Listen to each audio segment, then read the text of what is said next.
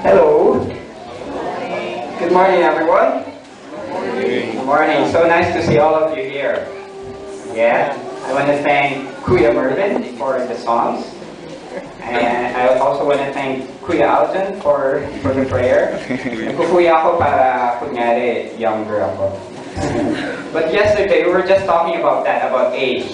Age is a state of mind. So if you're young ones, O-N-E-S, or young ones, O-N-C-E, young pa rin, di ba? So it's okay, you don't have to worry about that. Age is a state of mind. Yeah?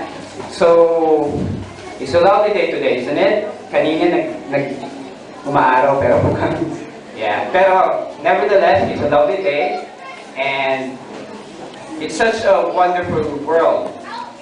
But would you agree if I tell you that we live in a not so perfect world, in an imperfect world? Would you agree? Yeah, it's an imperfect world, right? It's an imperfect life. Yeah, that's true. We live in an imperfect world plagued with famine, war, sicknesses, and death. Okay? When I went to England last year for volunteer work, I met a lot of different people. We work with British young people, and most of them don't have faith. They don't believe in God. They're atheists or agnostics. Baka sabi niyo, uy, atheist, antichrist, antichrist. But they're not that at all. They're not like that at all. It's like they are searching souls. Kasi deep down inside them, they feel that there's a higher being, but due to some reasons, they don't believe in God. So there was a time I asked one of them, why don't you believe in God? Why? Why don't you believe in God? And she told me, if there's a God, why is there famine in Africa? Why are there people suffering? Why is there war, unending war? Bakit? Why does God allow this to happen? And more importantly,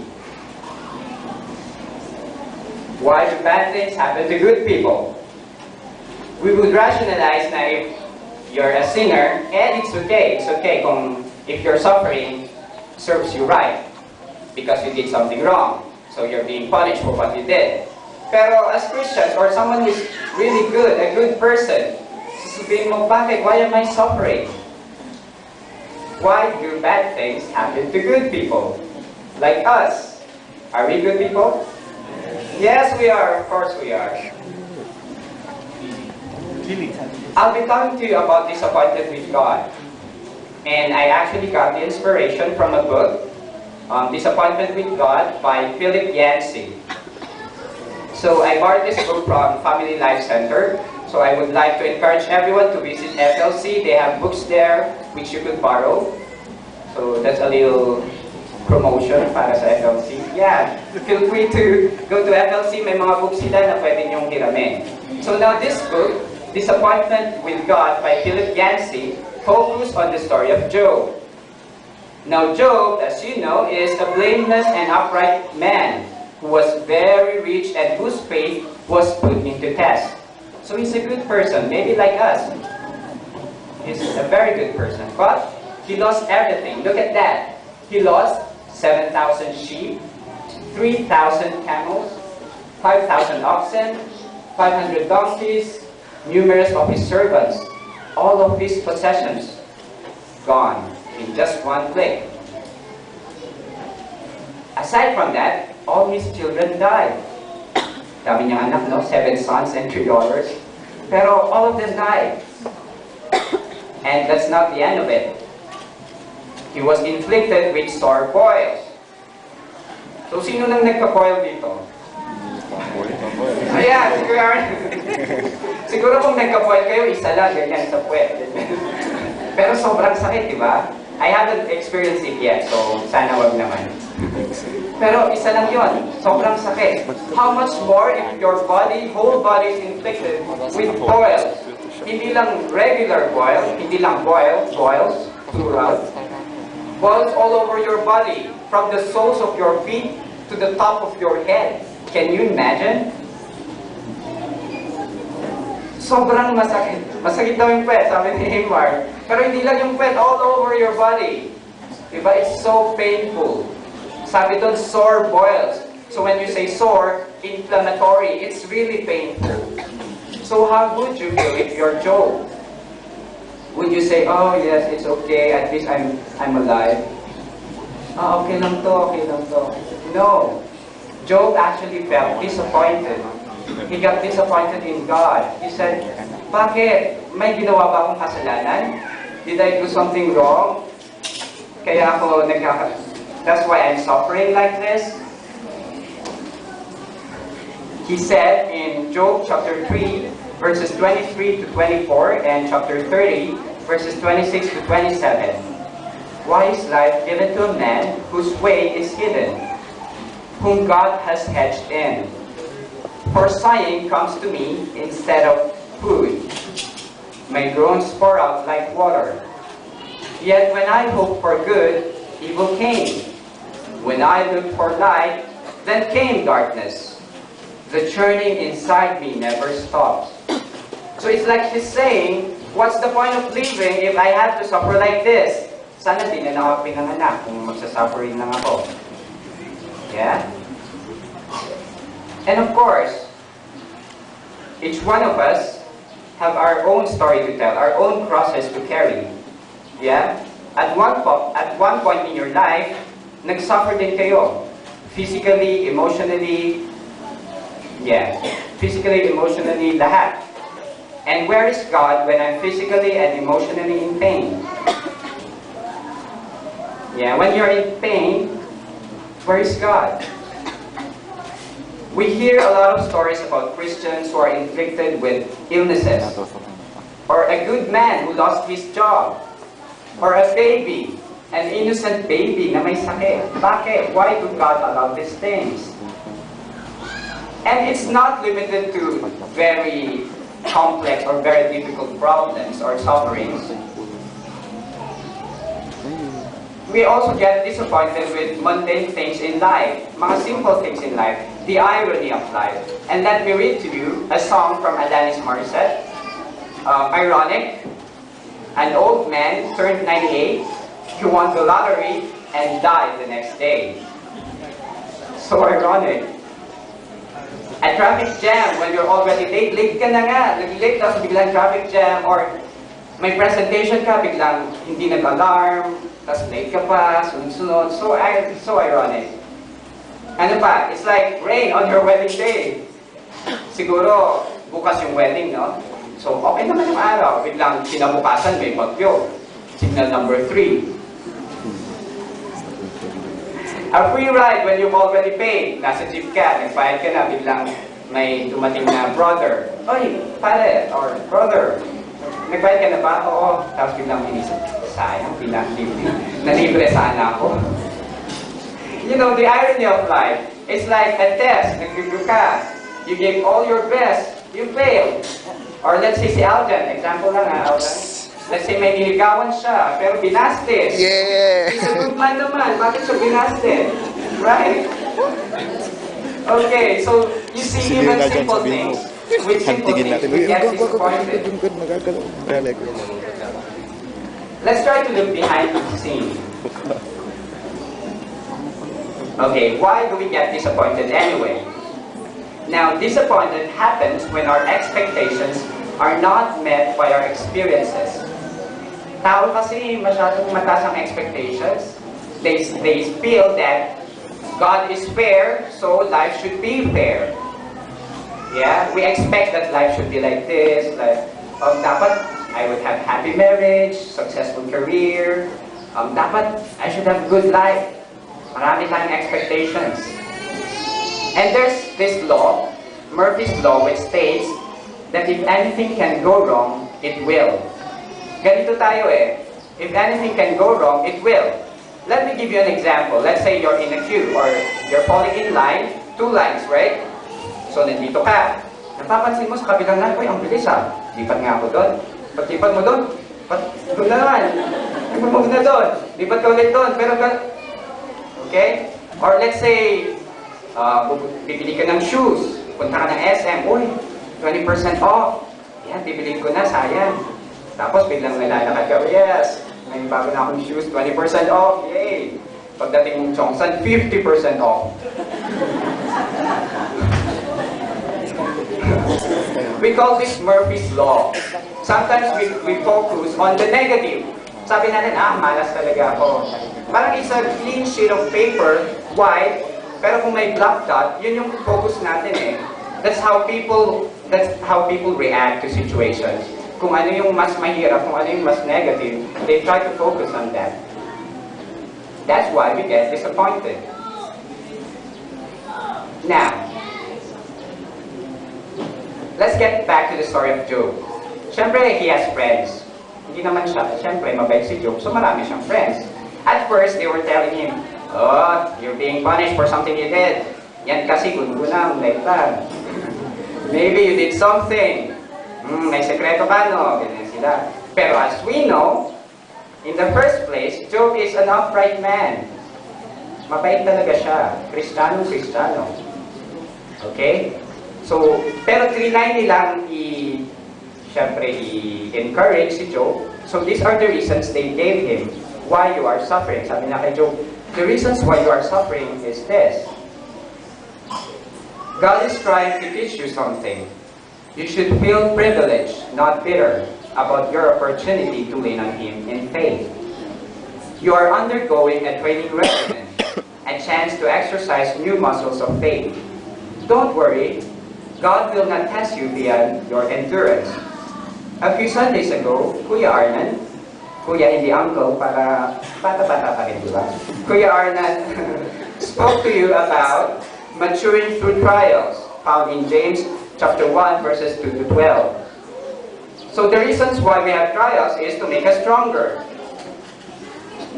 You know, out from the ashes comes a new life. Parang phoenix. Di ba yung phoenix kasi, it's a mythological bird na masusunog siya, pero from there, mas magiging powerful na bird siya. So it's the same thing with trials. We suffer or we have these trials in order for us to be better Christians, to mature. It's for our own good. Yeah? And besides, God will not test us beyond our endurance. God will not give us something that we cannot endure. Meditate on the blessings you still enjoy. At least you're alive. Are you a fair weather believer? Some of us are like that. We are fair weather believer. If everything is good, yes, God, thank you, God. I believe in you. But if everything crumbles, suddenly, oh, why? Biglang nawawala yung faith. Don't complain so loudly. You will forfeit this opportunity to demonstrate your faithfulness to non-believers. Now, these trials is a way of showing other people, other Christians, especially non-believers, of how faithful we are. Okay, it's an opportunity to demonstrate our faithfulness. And lastly, someone is always worse off than you. Give thanks despite your circumstances. So sometimes it's really good if hindi naman sa kino-compare mo yung sarili mo na I'm better off. Tingnan mo siya, nagsasuffer siya, ha ha ha. Not like that. But someone is always worse off than you. Give thanks despite your circumstances. You should still give thanks to your life. At least buhay ka pa. You still have good things in life. Let's don't be negative na trying to focus on the negative lang. If we suffer, let's try to look at the brighter side. I know it's a cliche, but it's true. But, kaya mo bang sabihin yan to someone like Job? Someone who's really suffering and you will tell him, uy, kaya mo yan, test lang yan. God will not test you beyond your endurance. Hindi ka kaya sapukin ni Job. I'm in pain, okay? It's really painful. What do you want me to do? Kung ikaw yung, seriously, di ba? Parang, if someone suffering with cancer, masakit yun eh, really. Sasabihin mo sa kanya na, it's okay, you can do it. You can do it. Aja. Sabi sa Korean, aja. Fight, fight. Pero it's like giving a medicine at the wrong time. Kung sasabihin mo to na, oh, it's just a trial, it's for your own good, you can endure it. Let's try to look deeper. What's the real story?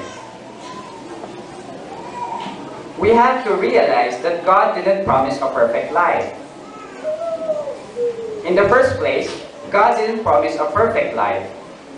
In John chapter 16 verse 33, He said, I have told you these things so that in me you may have peace. In this world, you will have trouble. But take heart, I have overcome the world.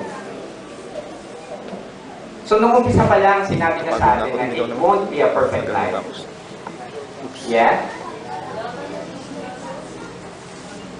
God didn't promise a perfect life, and we have to realize that this is just a transitory stage. After this would come a better life. It's not a fairy tale ending. Baka sasabihin nyo, fairy tale ending lang na magsasuffer ka, and after that, and then live happily ever after. It's not just a fairy tale ending. It's something that is true. Something Christians hold on to. That after this life comes a better life. Transitory stage lang to. Besides, maybe God doesn't like us to feel comfortable. Siguro kasi kung perfect life to, ayaw na natin mag-move on, right? Dito na tayo, perfect na eh. But God made it an imperfect world para we can look forward to something better.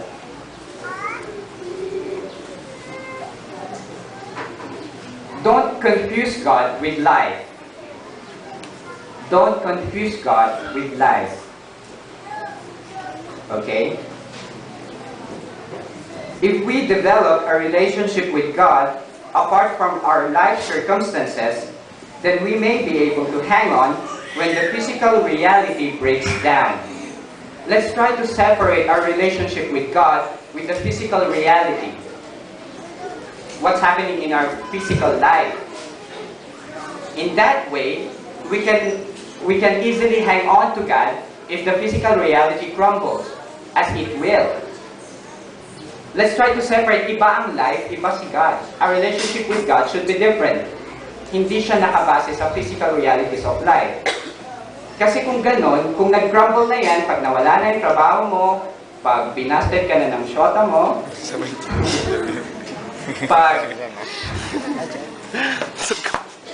pag nagkasakit ka na, suddenly, wala na yung faith mo. So let's not confuse God with life. And I want to end this message with this text. Trust in the Lord with all thine heart, and lean not unto thine own understanding. Let's be reminded that we are just human beings with human understanding. We really cannot understand how life works. God is the Alpha, the Omega, the beginning, the end. He knows what will happen in the future. At sasabihin nyo, alam pala yung mangyayari sa future, bakit hindi niya in-stop tong tragedy na to? Again, we are trying to rationalize with our own perspective. Yun ang perspective natin eh. To our own thinking, this is wrong. To our own thinking, this is unfair. We are not gods. We cannot explain things. God is far more superior than us. He knows better. Okay? So no matter how we rationalize, God will sometimes seem unfair from the perspective of a person trapped in time. So we are trapped in time. Nasa time tayo eh. We do not know what will happen to the past. We do not know what will happen to the future. Because we're trapped in time. God knows. Okay? Only at the end of time, after we have attained God's level of viewing, after every evil has been punished or forgiven, every illness healed, and the entire universe restored, only then will fairness reign. then we will understand what role is played by evil and by the fall and by natural law in an unfair event like the death of a child. Until then, we will not know and can only trust in a God who does know.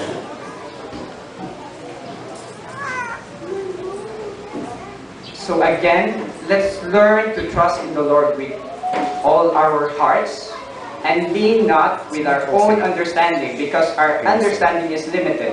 Human understanding lang. We cannot rationalize what's happening in this world. Sabihin natin, dapat ganito. This is the fair thing to happen. That's the way we understand life. But it's different from how God thinks.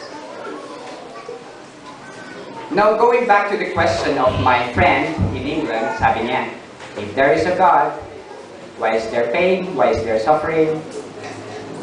Why does God allow this? So, at first, wala akong masagot. Oo nga, no? I don't know. Pero, one day, it occurred to me, biglang parang pumasok lang sa isip ko, and I'm thinking, yeah, God's providence yun. So, I went back to her, and I told her, yes, but yung sa question mo, sabi mo, if there's no God, why is there pain, why is there suffering? And as an answer, I asked her a question. If there is a God, if there is no God, then why is there joy? Why is there kindness? Why is there happiness in life? It's a matter of perspective. Okay, so thank you everyone, and God bless.